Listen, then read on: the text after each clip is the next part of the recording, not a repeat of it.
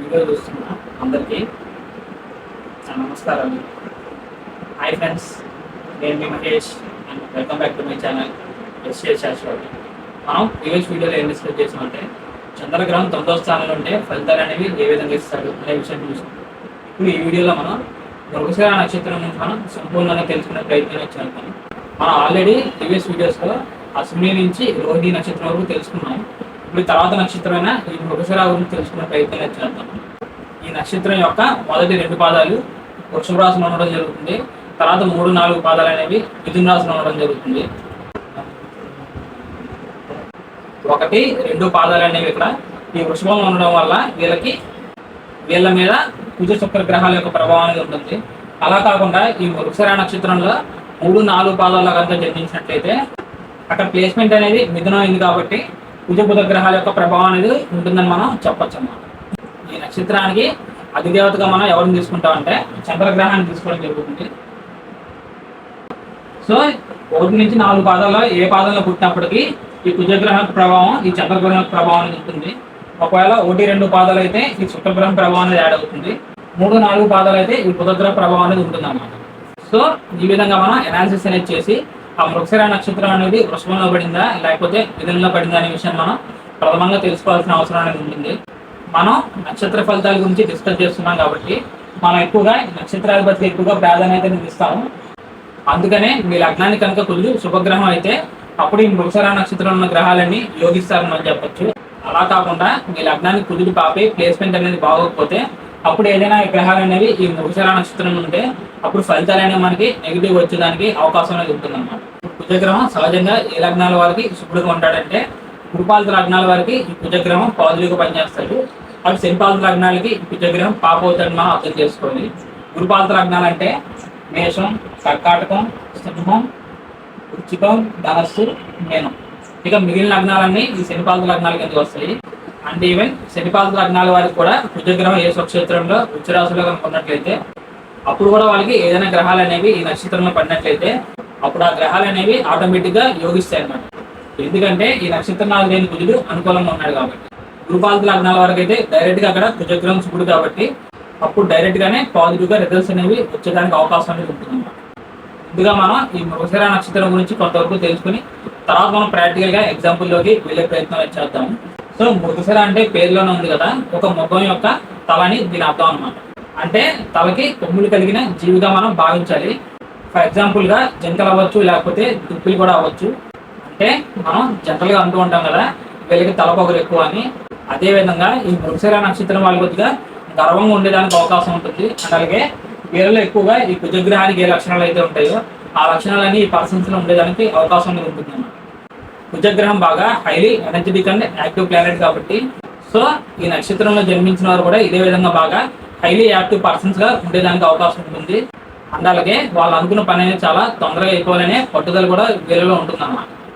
ఈ నక్షత్రంలో జన్మించిన వారికి ముఖ్యంగా మనోకారకుడైన చంద్రగ్రహం వీళ్ళు ఇక్కడ సహజంగా పాపత్వం చెందిన ఈ కుజగ్రహం యొక్క నక్షత్రంలో ఉండడం వల్ల ఆ పర్సన్స్ యొక్క వే ఆఫ్ థింకింగ్ అనేది ఈ కుజగ్రహం వల్ల రిఫ్లెక్షన్ గురయ్యే అవకాశం అనేది ఉంటుందన్నమాట. అంటే ఒక్కోసారి ఏమవుతుందంటే ఈ పర్సన్స్ అనేవాళ్ళు ఆలోచించకుండా తీసుకున్న నిర్ణయాల వల్ల వీళ్ళు దెబ్బతినే అవకాశం అనేది ఉంటుందన్నమాట. ముందు చూపు అనేది లేకుండా వీళ్ళు రాంగ్ డెసిషన్స్ తీసుకునే దానికి కూడా అవకాశం అనేది ఉంటుంది. ఈ కుజగ్రహం సహజంగా ఇక్కడ 8వ స్థానానికి ఆధిపత్యం వహిస్తాడు కాబట్టి దాని వలన ఈ పర్సన్స్ అనే వాళ్ళు ఎక్కువగా ఎవరిని నమ్మరని మనం చెప్పొచ్చు అనమాట. ఇక్కడ వృషభ రాశి అనేది చంద్రగ్రహానికి ఉచ్చస్థితి అయినప్పటికీ అక్కడ చంద్రుడు రోహిణి నక్షత్రంలో మాత్రమే ఉచ్చస్థితిలో ఉండడం జరుగుతుంది. ఆ రోహిణి నక్షత్రం తర్వాత మిగిలిన ఈ నక్షత్రం యొక్క డిగ్రీలో ఈ చంద్రగ్రహానికి అది మూల త్రికోణ ప్లేస్మెంట్ గా అక్కడ చంద్రుడు బలంగా ఉన్నాడని మనం చెప్పొచ్చు. ఇప్పుడు అలా కాకుండా ఫర్ ఎగ్జాంపుల్ గా నక్షత్రం యొక్క 3, 4 పాదాల కనుక జన్మించినట్లయితే అది మిథున రాశి అవుతుంది. ఆ మిథున రాశి అనేది ఈ చంద్రగ్రహానికి అంత మంచి ప్లేస్మెంట్ కాదు. ఎందుకంటే ఈ మిథునానికి ఆధిపత్యం ఈ బుధగ్రహం వహిస్తాడు. ఈ 3, 4 పాదాల్లో ఈ చంద్రగ్రహం ఉండడం కన్నా 1, 2 పాదాల్లోనే ఈ చంద్రగ్రహం ఉండడం అనేది చాలా వరకు మంచి విషయం మనం చెప్పొచ్చు అన్నమాట. ఫైనల్ గా ఏదేమైనా గురుపాలిత లగ్నాల వారికి ఎటువంటి పాపగ్రహాలకు సంబంధం లేకుండా ఈ నక్షత్రంలో కనుక గ్రహాలు కనుక ఉన్నట్లయితే పెద్దగా ఏమీ ప్రాబ్లమ్స్ అనేది ఉండకపోవచ్చు. ఇప్పుడు అలా కాకుండా ఈ శనిపాలిత లగ్నాల వారికి ఈ కుజగ్రహం శత్రుగ్రహం కాబట్టి వాళ్ళ కనుక ఈ నక్షత్రంలో గ్రహాలు ఉంటూ అండ్ అలాగే ఇంకా ఏదైనా పాపగ్రహాలైనా ఏ రాహు కానీ లేకపోతే శని కానీ వారితో కనుక ఏదైనా సంబంధం కనుక ఫామ్ అయినట్లయితే తప్పకుండా అక్కడ మనకి ఫలితాలు అనేవి నెగిటివ్గా ఉండేదానికి అవకాశం అనేది ఉంటుందన్నమాట. నేను ఇక్కడ మిథున లగ్నాన్ని ఎగ్జాంపుల్గా తీసుకుని ఈ టాపిక్ గురించి ఫర్దర్గా చెప్పే ప్రయత్నం అనేది చేస్తాను. ఫర్ ఎగ్జాంపుల్గా ఈ మిథున లగ్నానికి సప్తమ దశమాధిపతి అయిన గురుగ్రహం 12వ ఇంట్లో ఉంటూ ఈ మృగశిర నక్షత్రంలో ఉన్నాడని మనం భావిద్దాం ఒకసారి.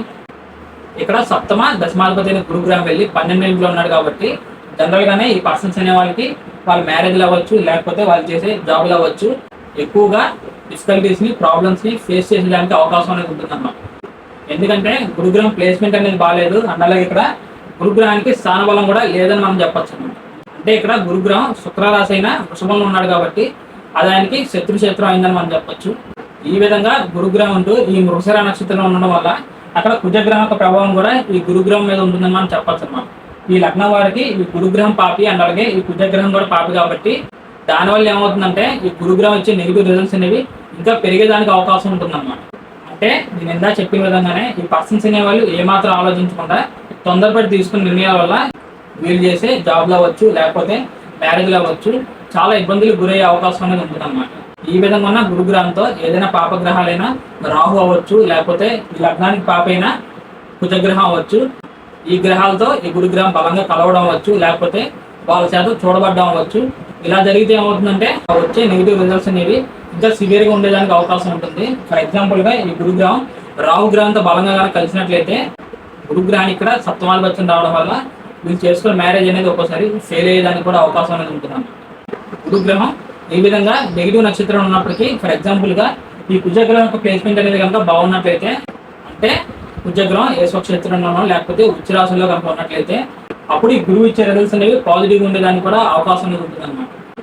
ఈ విధంగా ఈ నక్షత్రంలో ప్లేస్ అయిన గ్రహాలు అనేవి ఏ లగ్నాల వారికి శుభ ఫలితాలు ఇచ్చే అవకాశం ఉంటుంది. అలాగే ఆ నక్షత్రాలైన కుజగ్రహం ప్లేస్మెంట్ అనేది ఎలా ఉంది, ఇంకా ఏదైనా పాపగ్రహాలకు సంబంధం ఉందా, లేకపోతే ఏదైనా పాపగ్రహాలు బలంగా కలవడం అవ్వచ్చు, లేకపోతే చూడడం అవ్వచ్చు, ఇవన్నీ ఏమైనా ఉన్నాయా అని మనం ఇలా అన్ని విధాలుగా చెక్ చేసుకున్న తర్వాత మాత్రమే ఈ నక్షత్రంలో గ్రహాలు ఫైనల్గా ఇచ్చే రిజల్ట్స్ అనేవి పాజిటివ్గా ఉంటాయా లేకపోతే నెగిటివ్గా ఉంటాయని మనం అనే ఫైనల్ జడ్జిమెంట్కి మనం రావాలన్నమాట. ఇది ఫ్రెండ్స్ నా వీడియో ఈ మృగశిర నక్షత్రం గురించి. అండ్ అలాగే ఈ నక్షత్రంలో ప్లేస్ అయిన గ్రహాలు ఏ విధంగా పాజిటివ్గా పనిచేస్తాయి, అండ్ అలాగే ఏ విధంగా నెగిటివ్గా పనిచేస్తాయి అనే విషయం గురించి ఈ వీడియో నేను మీకు బాగా అర్థమైందని అనుకుంటున్నాను. ఈ వీడియో మీకు బాగా యూజ్ అవుతుందని నేను భావిస్తున్నాను. నా సైడ్ నుంచి చిన్న రిక్వెస్ట్ ఏంటంటే, మీరు ఎవరైనా కొత్తగా నా ఛానల్ చూస్తున్నా లేకపోతే ఈ వీడియో చూస్తున్నా, ఇందులో ఉన్న ఇన్ఫర్మేషన్ కనుక మీకు నచ్చినట్లయితే తప్పకుండా ఈ వీడియోని లైక్ చేసి నా ఛానల్ సబ్స్క్రైబ్ చేసి నాకు సపోర్ట్ చేస్తారని నేను ఆశిస్తున్నాను. ఈ కంటెంట్లో మీకు ఏదైనా ఫర్దర్గా డౌట్స్ ఉంటే తప్పకుండా కమెంట్ చేయండి. ఫైనల్గా ఎవరికైనా పర్సనల్గా కనుక కన్సల్టేషన్ తీసుకోవాలి అనే ఉద్దేశం కనుక ఉన్నట్లయితే స్క్రీన్ మీద కనిపిస్తున్న నెంబర్కి వాట్సాప్ ఆర్ కాల్ చేయడానికి ప్రయత్నం చేయండి. నేను వచ్చే అప్కమింగ్ వీడియోస్లో మిగిలిన నక్షత్రాల గురించి కూడా ఇలాగే క్లియర్ కట్గా ఎక్స్ప్లెయిన్ చేసే ప్రయత్నం అనేది ఖచ్చితంగా చేస్తాను. అప్పటి వరకు bye friends, see you very soon.